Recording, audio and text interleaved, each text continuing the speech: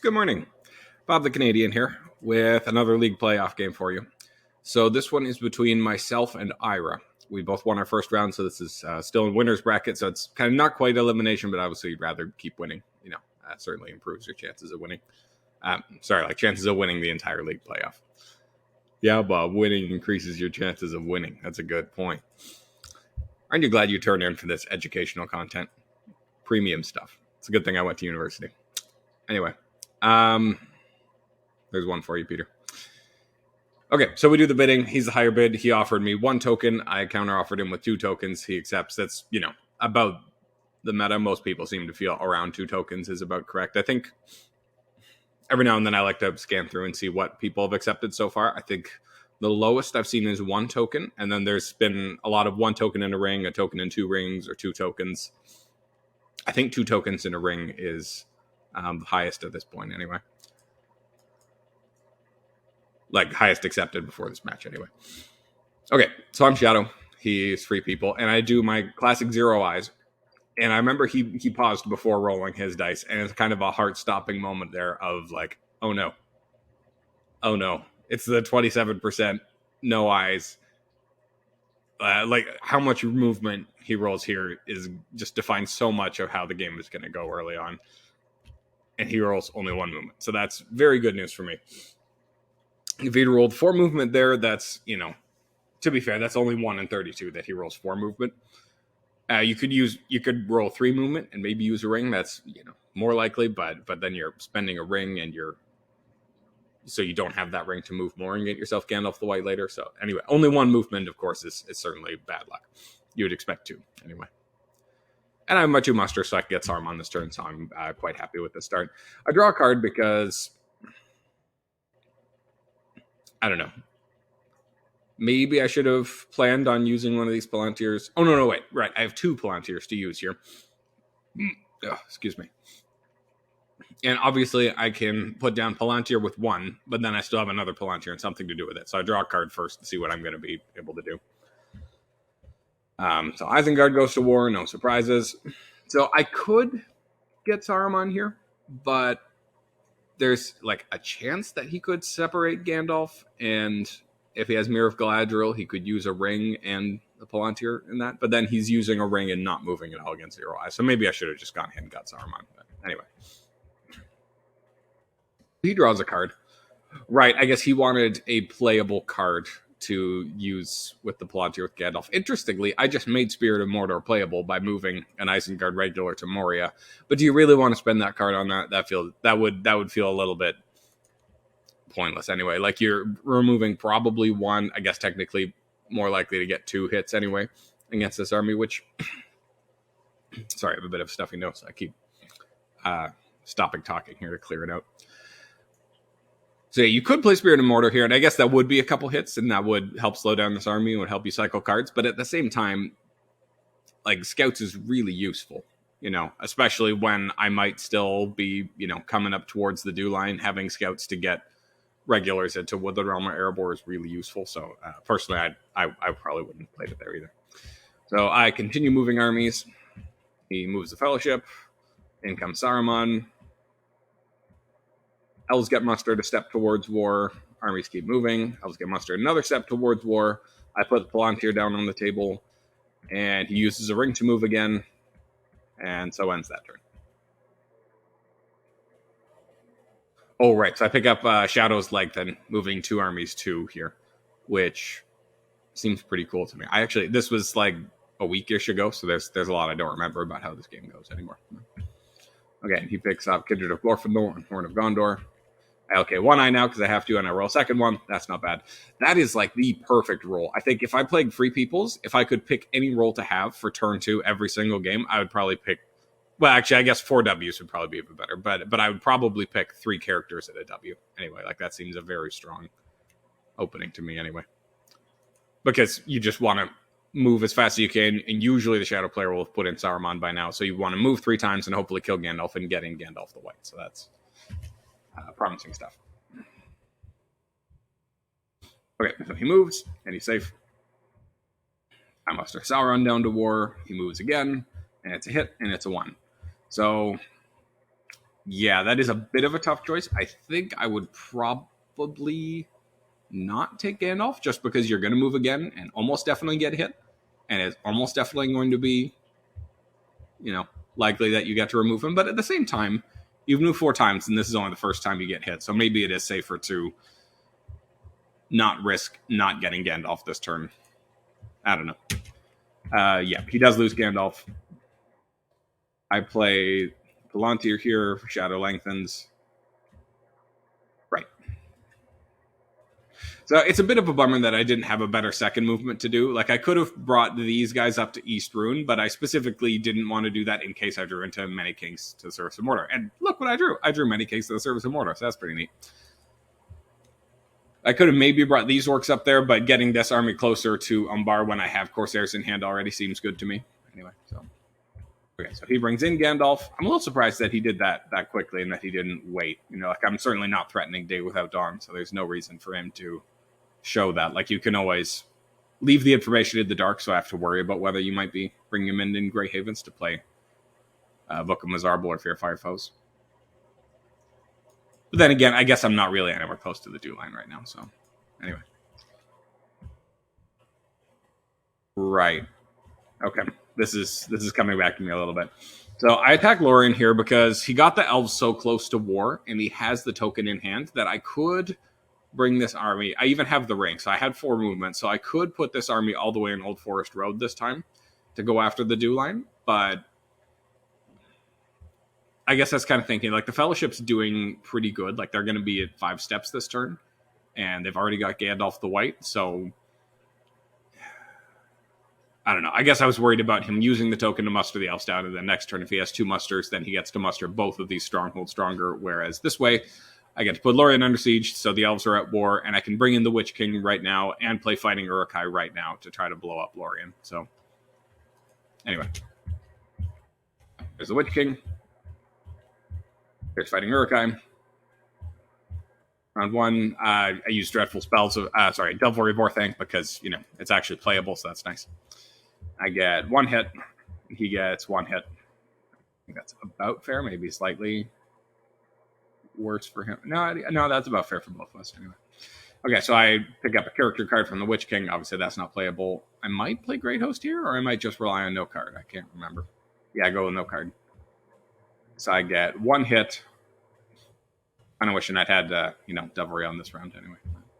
And he gets 2, so that's a bummer. On to round 3, no card. He plays Confusion. I get 2 hits this time. It's a bummer. Yeah, because last time I think I rolled 2 1s. Yeah, last time I rolled 2 1s on the combat roll. This time he plays Confusion and gets no hits.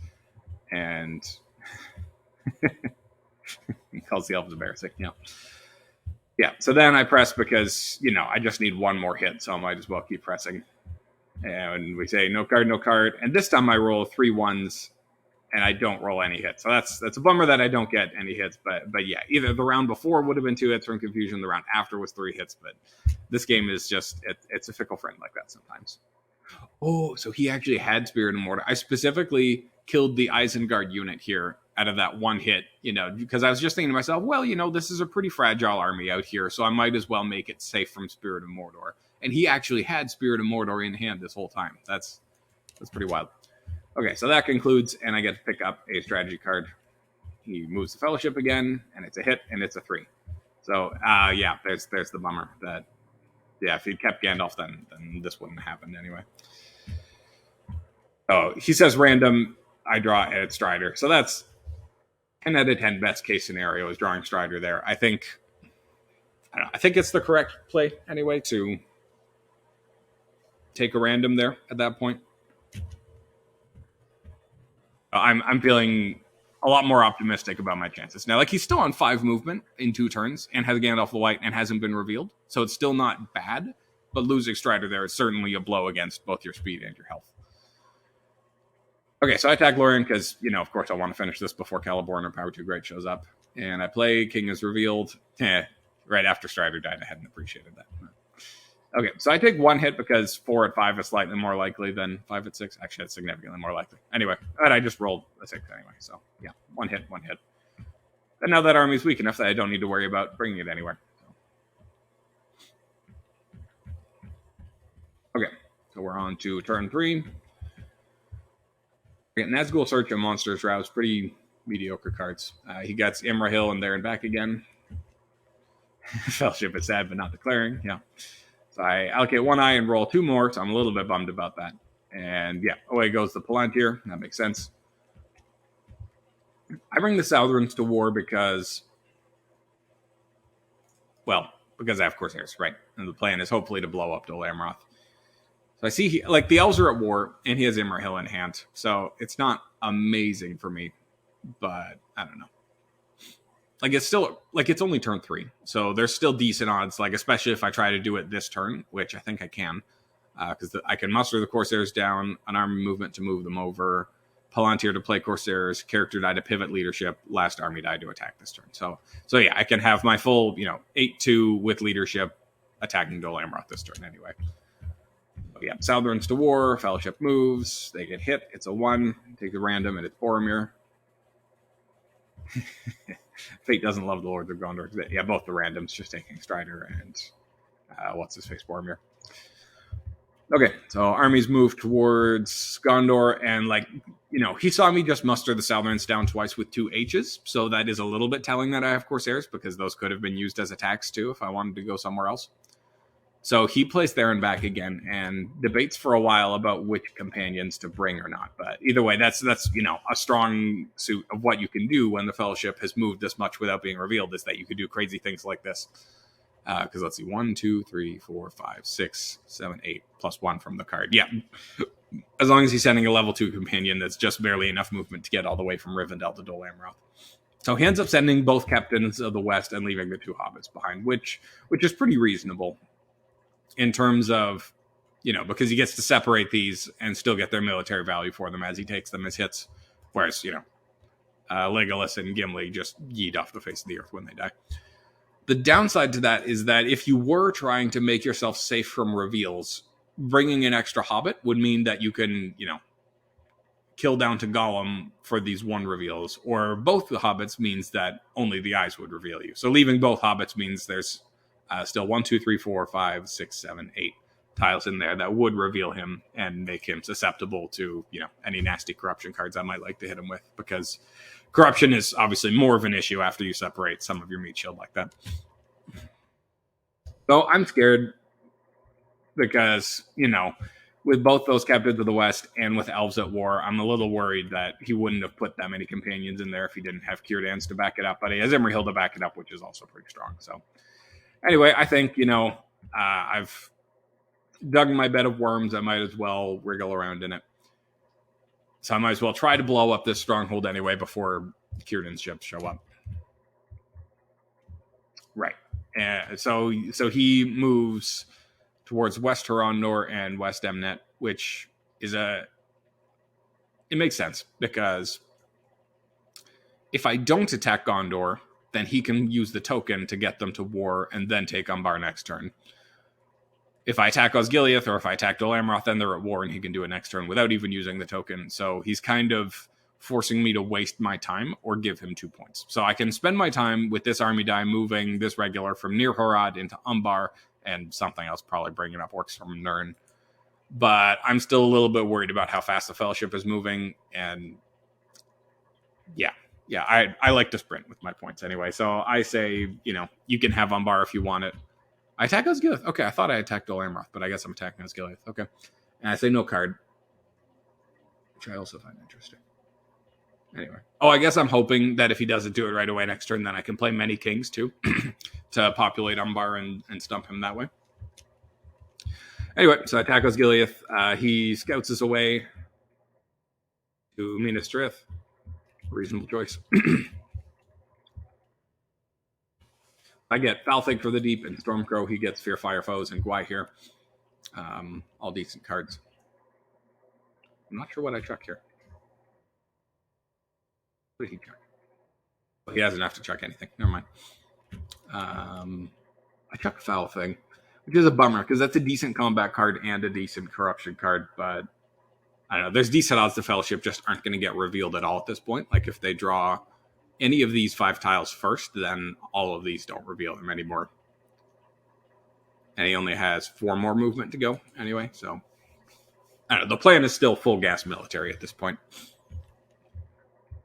So I allocate one eye and roll only one more, and I get these mustards, so that's nice.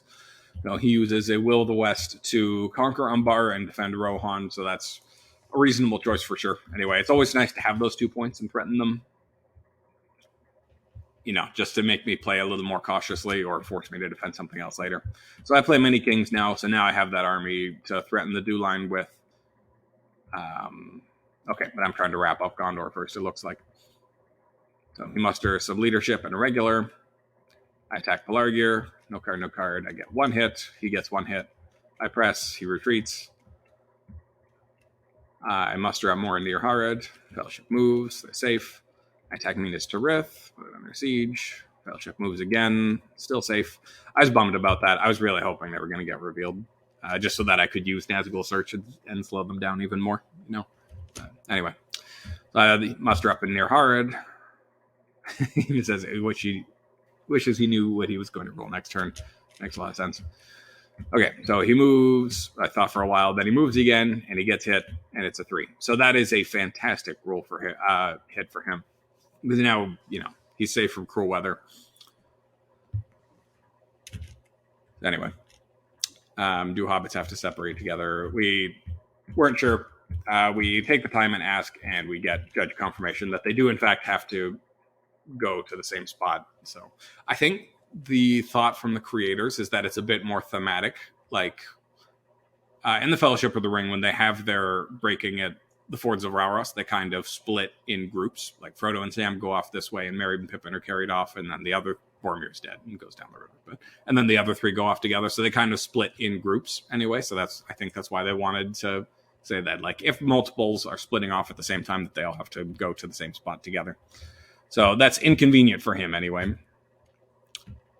because I think he would have rather put a hobbit, like one hobbit here to play Fear Fire Foes with, and the other one down in Rohan anyway, because you can move them 10 movement. You can put them anywhere you want. But yeah, to make Fear Fire Foes work, you need to put someone near the Shire stuff. They both have to go there, then they both have to go there. And that's that. Okay, so I attack West Huron from Near Harad. Yeah, so I also certainly had thoughts of retaking Umbar. So like I could have put it under siege and then attacked and played Great Host and guaranteed killed it, just to stomp out any Free People's military threats. But then I think, you know what? Mordor's reasonably full. Like, these are empty, but like those armies are still a ways away. So I don't know. I'm kind of thinking, like, after I finish with Rohan, then I only need 3 more points. And this army can probably get one from Dale, and like these armies put together could probably go and help and finish off Rohan if I need to. So I'm feeling reasonably confident about my military chances anyway. So I just decided to hit the gas. We're going to West Huron so we can be there to reinforce the fight against Minas Tirith. I get 1 hit. He gets not a hit. I move out. Okay, so I get musterings and flocks. He gets Elven Rope and Swords and Eriador. I check Nazgul Search. He checks Horn of Gondor. Okay. Yeah, I mean, I guess Mighty Attack would be okay for fighting against Dol Amroth, but at the same time, yeah, I think all these other cards are better, so I think that makes sense. Fellowship is good. I allocate 1 eye, roll 2 more, and he plays Fear Fire Foes first, which I found interesting. Because 3 Day and the Night is already gone, so I'm not entirely sure what this Hobbit is doing with North Downs. If anything, I would have thought leaving him near Eredlun so you could threaten Book of Mazarba would make sense. But hey, tomato. What was I thinking? Right, so here I have a choice.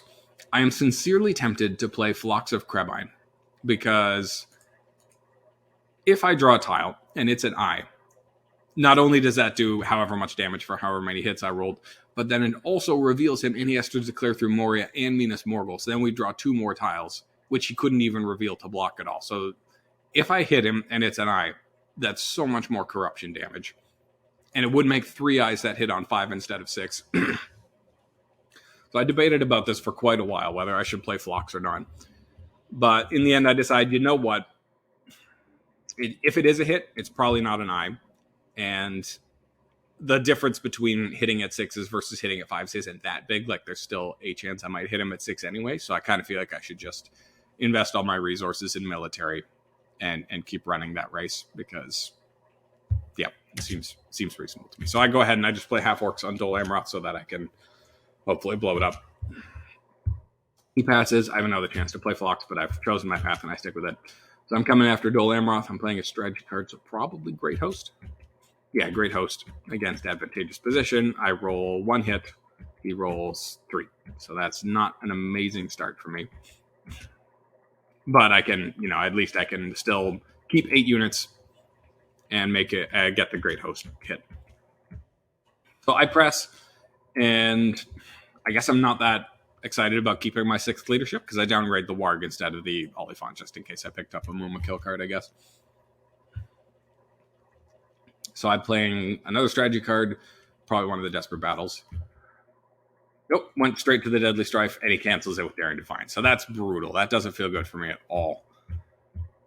Anyway, I just roll 3 6s anyway, though. Oh, I forgot about that. Yeah, who needs a Deadly Strife when you could just roll 6s? So he gets 4 hits back. 5? Why's that 5 hits? No, 4. I think that's 4, right? Oh, yeah. Okay, we agree that it is in fact 4. So, okay, so we do successfully blow up Dol Amroth without any nasty curated ships showing up. So that helps for me a lot. And he rolls 4. I roll 4 5 1. So it turns out if I'd played Phlox, then it would have been a hit. But even then, it still wouldn't have been that likely to draw, and I probably just would have been one of these. But that's still, like when they're already down to Golem and 1 corruption before Mordor, like every hit point of corruption counts, So maybe I should have played Phlox. I don't know. Okay, so I start moving towards, the Dew line / Minas Tirith. He musters in Dale since he, got to play Fear Fire Foes. That helps a lot. I pivot Nazgul leadership. He musters more in Dale. I attack Minas Tirith. No card. I cycle Phlox now. I get 0 hits. That's a bummer. He gets 2 hits. I don't bother pressing because, yeah. So I want to attack first and then bring in reinforcements just to make room for all of them. And at least he got 2 hits. So I'm efficiently bringing in troops. It would have felt better if I'd done, any damage though. He plays a blue tile. That's perfect. That's exactly what you want. So I use the ring because I'm kind of expecting to get another ring in the near future. So I want to efficiently use them all to try to win as fast as possible. Okay, so I've got my army ready to go and fight the Dew line. Like, there's a chance if he rolls like no H's or W's, maybe I can sneak in and blow up Erebor or sneak around and get Woodland Realm. But I'm kind of thinking this army's probably only going to get 1 point for me, because the elves and the men of the north are both at war. So I have to, there's a lot of mustering and counterfighting that can be done here. And I don't know what cards he has. Well, actually, he only has 1 strategy card, so he can't have that many. But obviously, Dane, Thranduil, King Brand, they're all still out there. So. I pick up Shelob and Ologhai. Always happy to see red tiles. Fellowship declares. Shock. Okay, 1 eye, because that's as many as I can and as many as I have to. And I roll 3 eyes and 3 musters. So, yeah, he comments that it's hard to get it done with 3 attacks. I think I had the advantage tempo-wise until this turn, anyway. Now, corruption is still a thing, for sure. If he hits an eye or 2 this turn, that would do a lot of damage. Because, there's no companions in the way. So that's the downside to gambits like that. As you can buy yourself a lot of time, but you do make things dicier for the Fellowship. I think that was certainly a reasonable choice, bringing those companions there, because he had health despair. It just makes things closer now. So he plays King Brand's men with the Palantir first. I'm a little surprised he didn't move first, because it gives me time to, put in a red tile like Shelob. At the same time, the hunt pool is pretty big, so it's not that likely I'm going to draw the red tile, but usually I personally, anyway, I usually prioritize moving first if the shadow player might make the hunt pool worse for me. So he moves, and it's a 0. I'm very sad about that. Yeah, an eye or Shelob obviously would have been best, but there's, that's 5 out of 1, 2, 3, 4, 5, 6, 7, 8. So okay, I wasn't praying to the moon on that one, but still, not an eye or Shelob is more likely anyway. So I bring in the mouth, of course. He moves again, which I was a little surprised by, but at the same time, all I need to do is crack Minas Tirith, and then I'm up to 7 points, and then I need 3 more points between this army attacking Dew and I guess whatever's left of this army joining that army to get Rohan. So it's possible I could wrap it up next turn. Anyway, so I guess that's why he's running now. So he moves, and it's a 2. So that's me saying, man, I'm being very sad about not an eye anyway, because rolling all these eyes wouldn't be so bad if he at least hit an eye. But the fact that he's not hitting an eye is less sad. So he thinks about revealing, but doesn't, which I guess makes sense if you're, worried about how fast I might be militarily. Like, if you think I'm going to wrap it up next turn, then you got to keep moving to be able to dunk next turn. Okay, so I attack Minas Tirith. Probably using We Come to Kill. Maybe Desperate Battle. Yeah, We Come to Kill against advantageous position. So I get 2 hits. He gets 3. And then I roll my post, and it's a whiff. So that's a bummer. Like, you would have expected 1 hit out of that anyway. I press because, really need the military to go fast at this point. I'm playing another strategy card, probably Desperate Battle. Maybe Onslaught. Probably Desperate Battle. Yeah, it's Desperate Battle. So I get 4 hits. Perfect.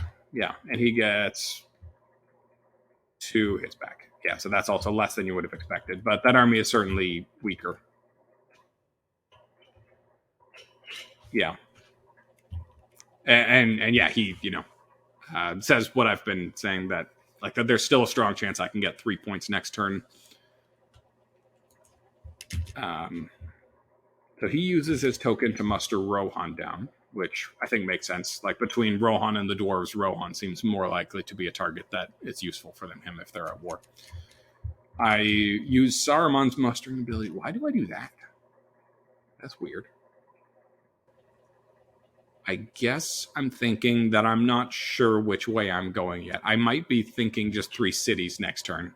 Like, this army's going after Edoras, and this army's getting Dale, and this army's going to go get the Shire. Or, because I don't have Rage of Dunlendings in hand. Or maybe I'm even thinking Monsters Roused, and I'm going to go get Rivendell. I don't know why I did that. Anyway, he plays Smeagol Helps Nice Master. That makes sense. I use the mouth ability to keep walking.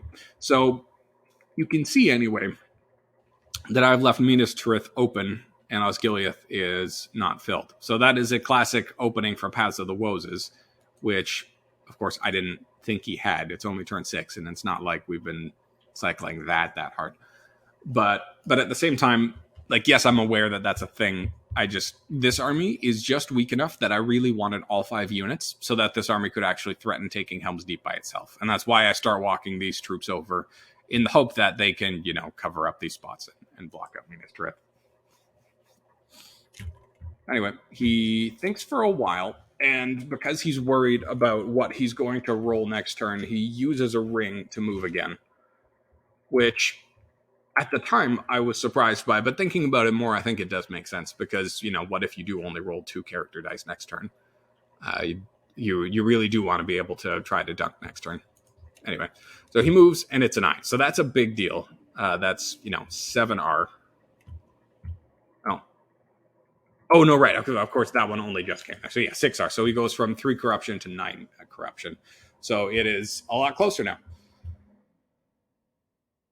So I'm more hopeful now. So here we are coming into turn 7. Oh, wow, and he picks up Red Arrow right now. That is perfect. Red Arrow and Paths of the Woses when there's an open Minas Tirith. That is, like, mouth-salivatingly cool stuff right there.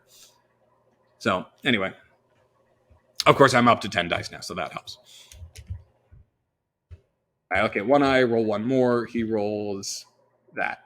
So he does have a chance at dunking this turn. So he can hide with the Will of the West, move with a character die. Needs to not be revealed or stopped, and then move again. Or he needs to try to hold on this turn. Both are certainly reasonable options. So I think he hides first. Yeah, he hides first because, you don't want that option taken away from you completely by Day Without Dawn. So, anyway. How many tile combos are there out there?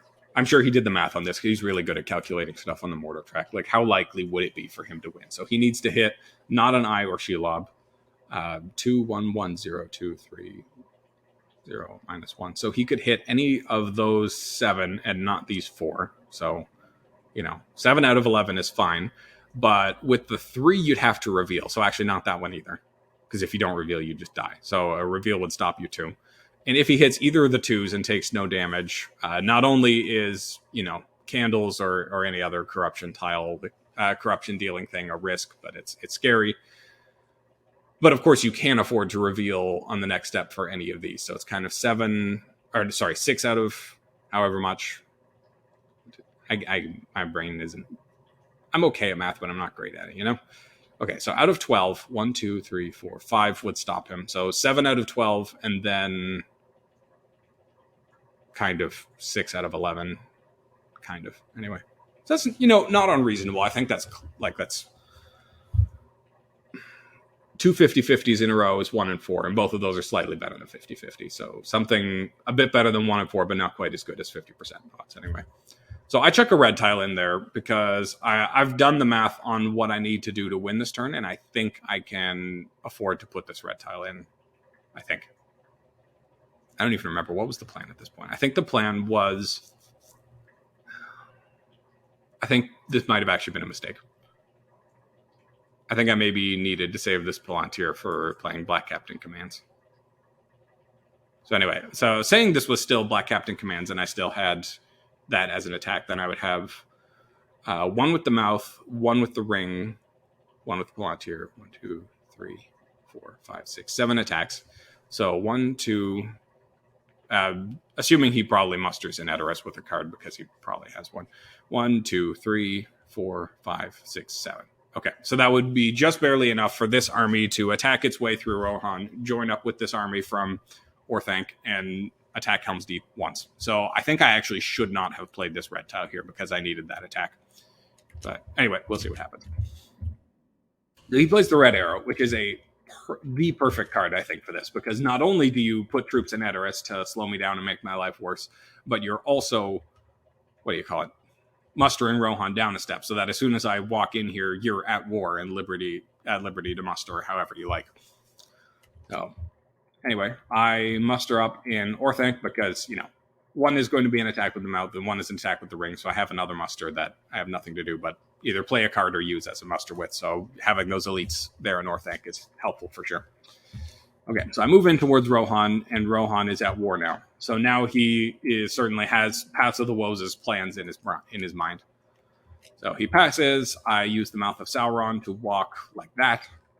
And he thought for quite a while there before saying pass. And I was surprised. And to be honest, I should have... I thought there was a chance he had Paths of the Woses, but I didn't...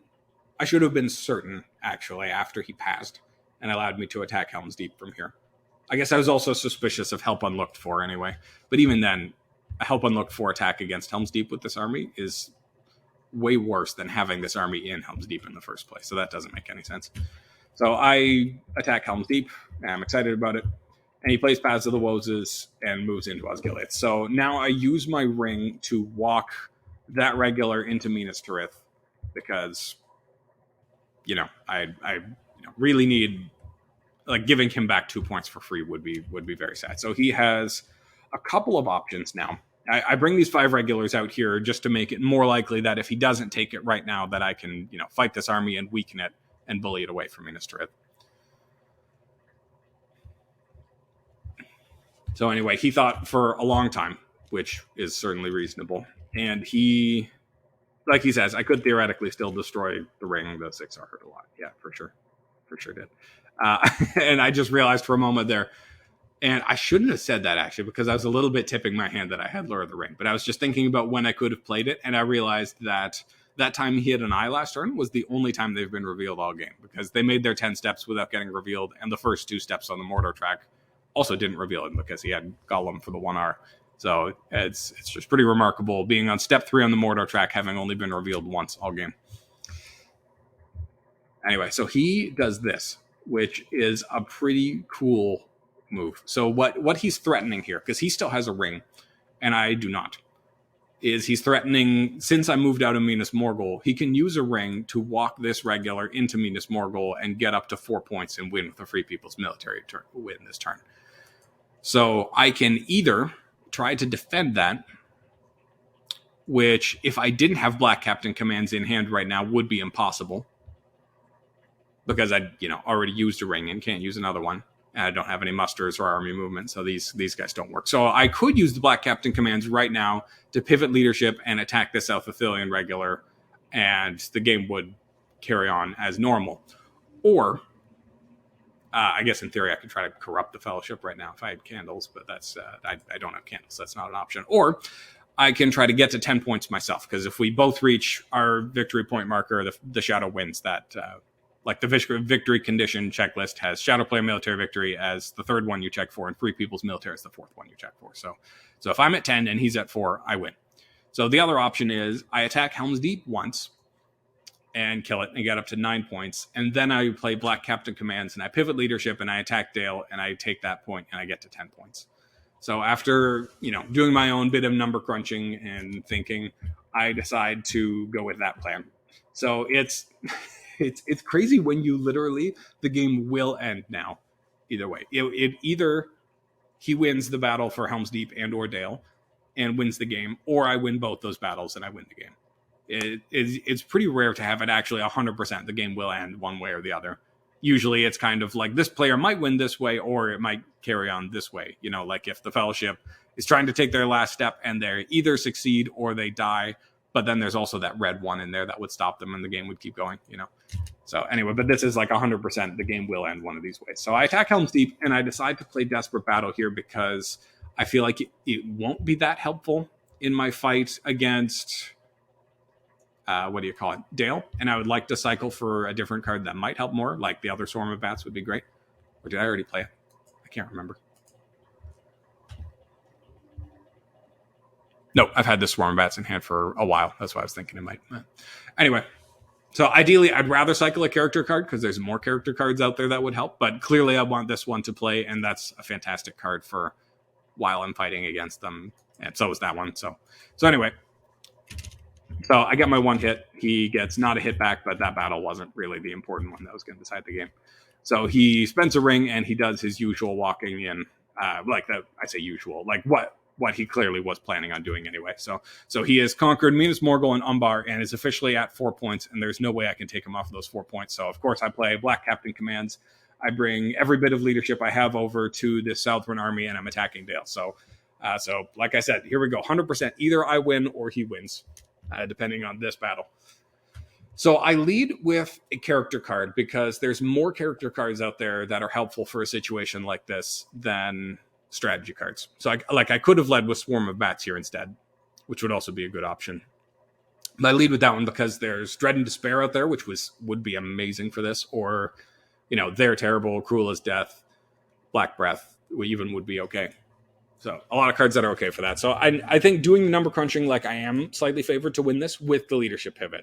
As we talked about the math later on, without Black Captain commands, I would have had significantly worse odds of win, like less than 50% odds of winning this. But let's see, it's 11 hit points to his 4 plus 6, 10 hit points, and I have 6 leadership to 2. But he does have the defensive advantage on the first round, so that is not trivial. And also combat cards, he has Sudden Strike and Heroic Death. Both of those are good. Whereas I have Swarm of Bats and They're Terrible, but I also get a redraw from the Witch King, so that's helpful too.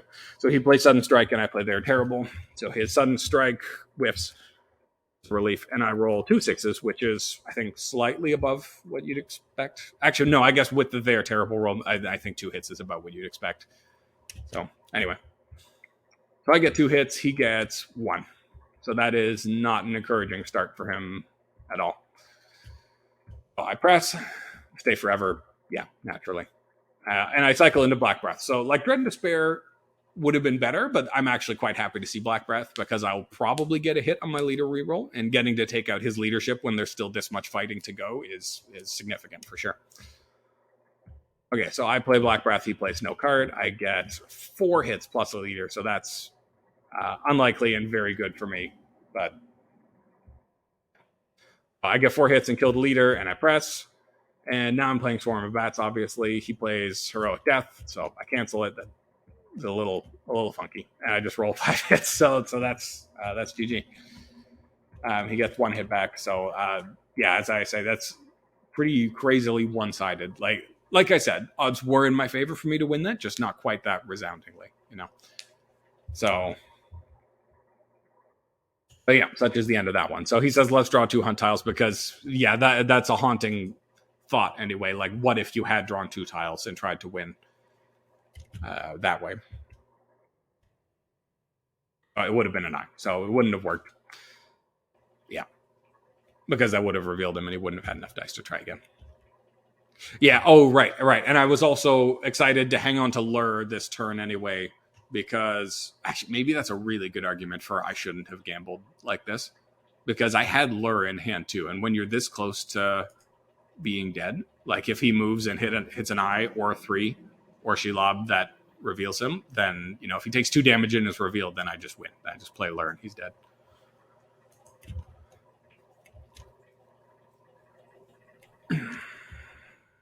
Yeah. Anyway, very close game. I think pretty well played on both our parts. In retrospect, I'm noticing a couple things I should have done differently. I should not have played that red tile because I really should have needed that attack to win here without the Paths of the Woses play, but the Paths of the Woses play changed everything. So anyway. Yeah, and he mentions how he had his own Free People's military thoughts, but I did roll a reasonably plentiful supply of musters anyway. So yeah, that's the other option that he had on the table with his H and his character dies. He could have retaken Minas Tirith, and we would have gone to another round. Right, because he hid this turn with the Will of the West, so we wouldn't have taken a corruption from that. So it would have been interesting to see, how many eyes I roll and what tiles we draw. But assuming an eye had still been drawn next, like it would have actually been more likely that there's more eyes out there. So I think that would have been worse, actually. Anyway, let's take a look at the statistics. So -2 on Palantirs, -3 on army movements. So I'm +4 on musters coming out of attacks and Palantirs, +1 on eyes. So that's not great. That's not terrible. Overall, so these are actually right for once. That's the shadow player roll. That's the Free People's roll. So he was +4 on 6s, -2 on 5s. I was the opposite, +2 on 6s, -4 on 5s. So not bad. Not great, but not bad.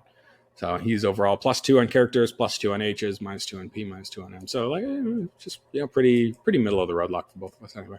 So well played stuff. Good luck to Ira in the whoever he's playing next. I think he doesn't actually even know who's playing next yet. Still waiting on some other games to finish. And I'm out of interesting things to say. Have a good one.